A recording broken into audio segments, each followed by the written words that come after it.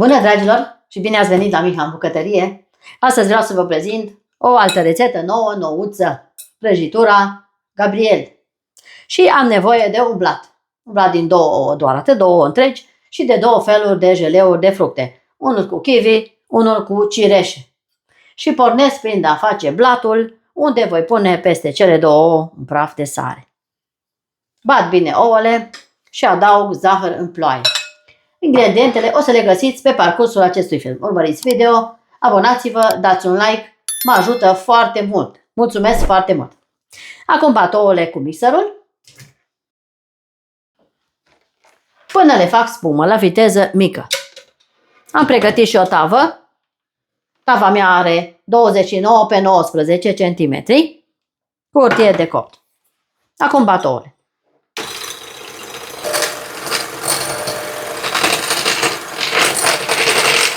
O să adaug un zahăr vanilat, un pachetel și mixez în continuare. Am bătut bine ouăle. Acum o să adaug ulei. Un uleiul și mixez foarte puțin până încorporez. După care voi pune aceeași cantitate de lapte la viteză mică. Mai departe cern făina.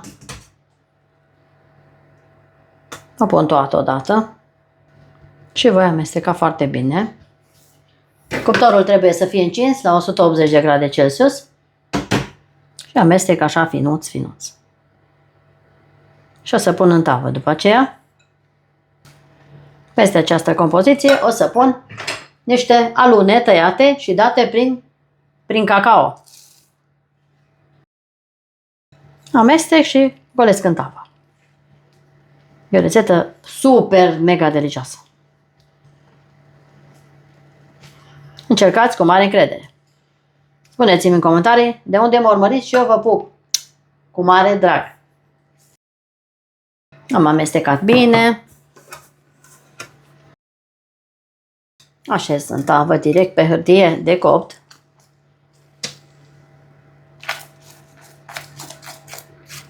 Și o să avem o prăjitură de lux.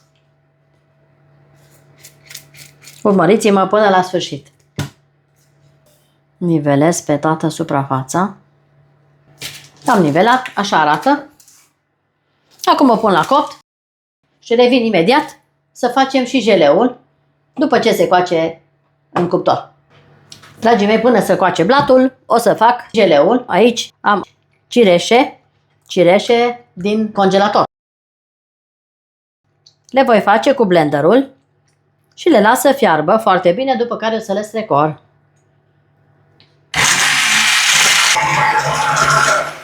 O să adaug 200 de ml de apă și continui să dau cu blenderul.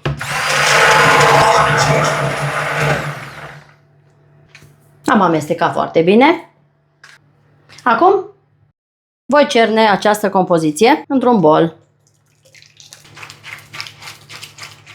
Voi pasa foarte bine cireșele, pe cât se poate, după care o să le transfer din nou în aceeași oală, să rămână coaja înstită.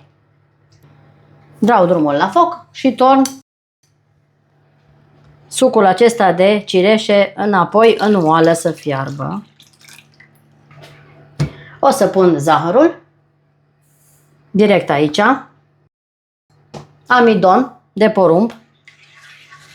O să pun până când este încă rece acest suc.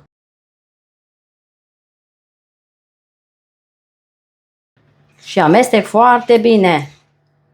Aici am un pliculeț de pudră de jeleu. O să pun și pe el aici. Și amestec foarte bine să nu am cucoloașe deloc. Până se îngroașă să fac o cremă. Amestecăm în continuu. Miroase atât de frumos sucul acesta de cireșe. Super frumos. Jeleul meu este gata, așa arată. Îl voi lăsa puțin să se răcească. Între timp o să hidratez o gelatină, un pachetel de gelatină. Îl pun deoparte la răcit. Blatul meu s-a copt și el, așa arată blatul. O să las și pe el să se răcească. Acum, într-un bol cu apă, cam 50 de ml, o să pun o gelatină la hidratat. Pentru câteva minute până se umflă. O las aici să se hidrateze. Și o voi adăuga în crema de cireșe.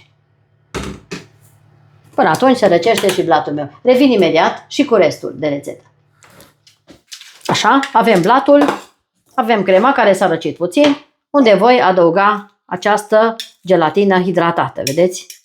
Și o pun direct peste crema de cireșe, pe care o să o amestec foarte bine. Amestec bine gelatina hidratată. Blatul s-a răcit și el puțin. Îl voi lăsa direct aici în tava aceasta. Aici montez prăjitura mea. Am mai pregătit încă o oală pentru a face o altă gelatină, dar aceea puțin mai târziu. Acum punem asta direct deasupra blatului. Cred că e amestecată bine. O torn peste prăjitură, așa cum este. Nivelez frumos. Este o prăjitură mai specială. Chiar vă rog să o încercați. Nu știu dacă ați mai văzut așa ceva. Dacă n-ați făcut sau n-ați văzut, faceți. Intrați rețete culinare cu Miha pe YouTube și găsiți această mega prăjitură Gabriel. Ceva bun și simplu, repede de făcut. Am aranjat bine siropul. Acum îl voi da la rece, după care continui și cu a doua cremă. Rămâneți aproape, nu plecați. Dragilor, facem al doilea jeleu acum. Și aici am apă, 3 bucăți de kiwi pe care le voi pune peste apă.